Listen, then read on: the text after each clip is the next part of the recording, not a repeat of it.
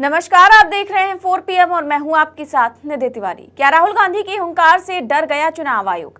क्या लाखों की भीड़ देखकर कांपने लगे ज्ञानेश कुमार? क्या SIR कराने का पूरा प्लान चौपट हो गया है? दिल्ली में जब वोट चोर गद्दी छोड़ के नारे गूंज रहे थे, तब देश की जनता की नजरें राहुल गांधी की ओर टिक गई और जैसा कि राहुल गांधी से उम्मीद थी, उन्होंने बिना डरे चुनाव आयोग, भाजपा और संघ की धज्जियां उड़ा दी।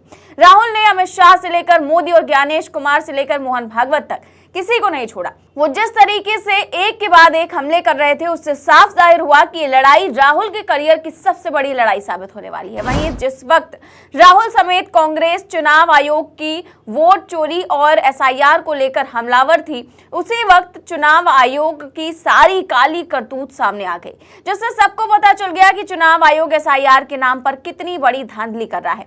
तो ऐसा क्या रिपोर्ट सामने आई है जिसको लेकर पूरे देश भर में चर्चा हो रही है और कैसे राहुल गांधी ने चुनाव आयोग के खिलाफ बिगुल फूंक दिया है, सब कुछ बताएंगे आपको अपनी इस रिपोर्ट में। वोट चोरी के खिलाफ कांग्रेस ने सबसे बड़ी जंग छेड़ दी है और इसका गवाह बना दिल्ली का ऐतिहासिक रामलीला मैदान, जहां रविवार को कांग्रेस पार्टी की वोट चोर गद्दी छोड़ महारैली में कांग्रेस ने चुनाव आयोग और बीजेपी पर बड़ा हमला किया। रैली में राहुल गांधी और प्रियंका गांधी वाड्रा ने सीधे तौर पर तीनों चुनाव आयुक्तों का नाम लेकर हमला बोला और कहा कि जब कांग्रेस सत्ता में आएगी तो उन्हें कार्रवाई का सामना करना पड़ेगा। प्रियंका ने कहा कि तीनों आयुक्तों को बीजेपी बचा नहीं पाएगी। वहीं लोकसभा में नेता प्रतिपक्ष राहुल गांधी ने भी चुनाव आयोग और भाजपा पर तीखा हमला किया। राहुल गांधी ने न सिर्फ चुनाव आयोग बल्कि भाजपा और संघ को भी लपेट दिया। राहुल ने कहा कि संघ भाजपा वाले सत्ता में रहने तक ही बहादुर हैं। हमारी विचारधारा, हिंदुस्तान की विचारधारा, हिंदू धर्म की विचारधारा, दुनिया के हर धर्म की विचारधारा कहती है कि सत्य सबसे जरूरी है। मोहन भागवत कहता है सत्य का कोई मतलब नहीं है, सत्ता जरूरी है। इस बात की लड़ाई हो रही है हिंदुस्तान में, सत्य और असत्य के बीच में लड़ाई हो रही है। ये जो सत्य और असत्य की लड़ाई हो रही है, इलेक्शन कमीशन बीजेपी के सरकार के साथ मिलकर काम कर रहा है और इनको जितनी भी इम्यूनिटी देनी है दे दो। मैं स्टेज से आपको कह रहा हूं, कांग्रेस पार्टी आपको कह रही है, आप मत भूलिए, आप हिंदुस्तान के इलेक्शन कमिश्नर हो, आप नरेंद्र मोदी के इलेक्शन कमिश्नर नहीं हो। और हम आपको साफ कह रहे हैं, यह जो कानून बना है, आपकी रक्षा करने के लिए कानून बना है, इस कानून को हम बदलेंगे, रेट्रोएक्टिवली बदलेंगे और आपके खिलाफ एक्शन लेंगे। आपके पास सत्ता आज है, आप पावर में हैं, इसका कोई मतलब नहीं है। देश की जनता सत्य को समझती है, सत्य के लिए लड़ती है। यह देश सत्य के लिए जान दिया है। तो दिल्ली के रामलीला मैदान में जब राहुल गांधी गरज रहे थे तो पूरी भाजपा कांप रही थी और चुनाव आयोग में तो भूचाल सा आ गया था। वहीं इस बीच अमित शाह का दफ्तर भी हिल गया जब राहुल ने अमित शाह पर हमला बोला। राहुल ने पिछले दिनों संसद में अमित शाह से हुई बहस पर बोलते हुए कहा कि संसद में उनके हाथ कांप रहे थे। हाथ देखा अमित शाह का, हाथ देखा कांपते हुए, ऐसे देखा? क्यों हाथ क्यों कांप रहा था? मैं बताता हूं, क्योंकि ये बहादुर जब ही हैं जब इनके हाथ में सत्ता है। जैसे ही इनके साथ से सत्ता निकलेगी, आप देखना इनकी बहादुरी कहां जाएगी।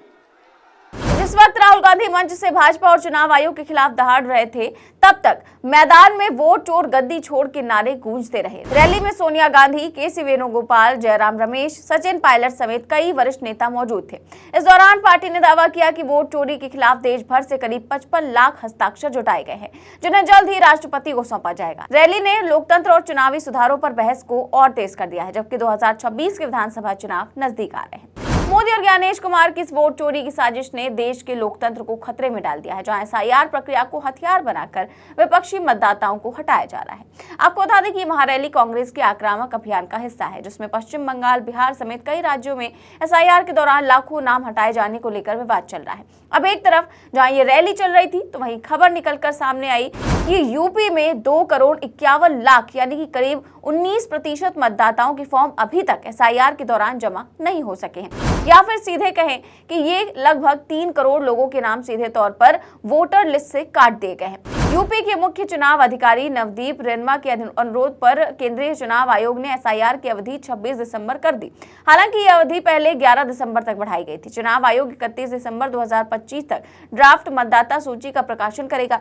लेकिन यूपी में 2 करोड़ 51 लाख मतदाता कहां गए, ये सवाल अपनी जगह मौजूद है, जिसका संतोषजनक जवाब नहीं मिल रहा है। 2.91 करोड़ मतदाताओं के फॉर्म जमा नहीं हुए हैं। 15 दिनों तक एसआईआर की सीमा बढ़ा दी गई है। 15 दिनों में बीएलओज को ये टारगेट पूरा करना होगा और 19,40,000 फॉर्म अगर प्रतिदिन जमा कराए गए तो ही 2 करोड़ 91 लाख फॉर्म जमा करने का टारगेट पूरा हो सकता है। बुधवार तक प्रदेश में 2003 की मतदाता सूची के हिसाब से 76% मतदाताओं का मिलान पूरा कर लिया गया, जबकि 24% मतदाताओं का मिलान अभी भी लंबित है। इस तरह चुनाव आयोग अब तक 2 बार एसआईआर जो प्रक्रिया है उसकी तारीख बढ़ा चुका है। लेकिन ये जो 24% मतदाताओं का मिलान मूल मतदाता सूची से बाकी है, तो कहीं वो यही 2 करोड़ 51 लाख मतदाता तो नहीं है। ये आंकड़ा कई सवाल खड़े कर रहा है। राज्य में अगले 15 दिनों तक 19,40,000 फॉर्म रोजाना जमा करने पर ही 2 करोड़ 91 लाख का टारगेट पूरा हो सकता है। तो सवाल यही है कि इतनी बड़ी संख्या में मतदाताओं के फॉर्म क्यों नहीं एकत्र हो पाए? क्या ये चुनावी मशीनरी की अक्षमता, संसाधनों की कमी या राजनीतिक हस्तक्षेप का नतीजा है? जब बीएलओ रो रो कर अपने दबाव का हाल बता रहे थे, कथित तौर पर खुदकुशी कर रहे थे, तब अजीबोगरीब ढंग से चुनाव आयोग और बीजेपी इसका काउंटर कर रही थी। वहीं अब खुद यूपी के सीईओ कह रहे हैं कि 19% फॉर्म तो वापस लौटे ही नहीं। इस बीच दैनिक भास्कर की एक रिपोर्ट ने भी तहलका मचा दिया है। इस रिपोर्ट के मुताबिक 55 जिलों के 20 लाख वोटर्स की 6 संतानें निकली हैं, जबकि 1 करोड़ के पिता का नाम मिसमैच पाया गया है। दरअसल मध्य प्रदेश में एसआईआर के तहत चल रहे वोटर लिस्ट सत्यापन में बड़े पैमाने पर गड़बड़ियां सामने आई हैं। 4 नवंबर से शुरू हुए इस अभियान को करीब 40 दिन पूरे हो चुके हैं, लेकिन इसके बावजूद वोटर लिस्ट की खामियां कम नहीं हुई हैं। प्रदेश के 55 जिलों में ज्यादातर जगहों पर फॉर्म भरने का काम 100% पूरा हो चुका है। फिर भी लाखों मतदाताओं के रिकॉर्ड में उम्र, माता पिता, संतान और जेंडर से जुड़ी गंभीर विसंगतियां मिली हैं। पूरे प्रदेश में करीब 2 करोड़ 24 लाख वोटर्स के डाटा में खामियां पाई गई हैं। इनमें से 20,42,000 वोटर्स के रिकॉर्ड में से 6 से ज्यादा संतानें दर्ज है। वहीं 1 करोड़ से अधिक वोटर्स के पिता के नाम मेल नहीं खा रहे हैं। यही सब कारण है कि राहुल गांधी को इन मुद्दों को लेकर मैदान में उतरना पड़ रहा है। वहीं रामलीला मैदान की इस ऐतिहासिक महारैली ने साफ कर दिया है कि देश की जनता वोट चोरी की साजिश को बर्दाश्त नहीं करेगी। राहुल गांधी की हुंकार से चुनाव आयोग और भाजपा की नींव हिल गई है और यूपी में 2 करोड़ 91 लाख और एमपी में लाखों वोटरों की गड़बड़ियां सामने आकर मोदी ज्ञानेश कुमार की पोल खोल चुकी है। फिलहाल इस पूरे मामले को लेकर आप क्या सोचते हैं, हमें कमेंट बॉक्स में अपनी राय जरूर दें। चैनल को सब्सक्राइब भी करें और ज्वाइन भी करें। नमस्कार।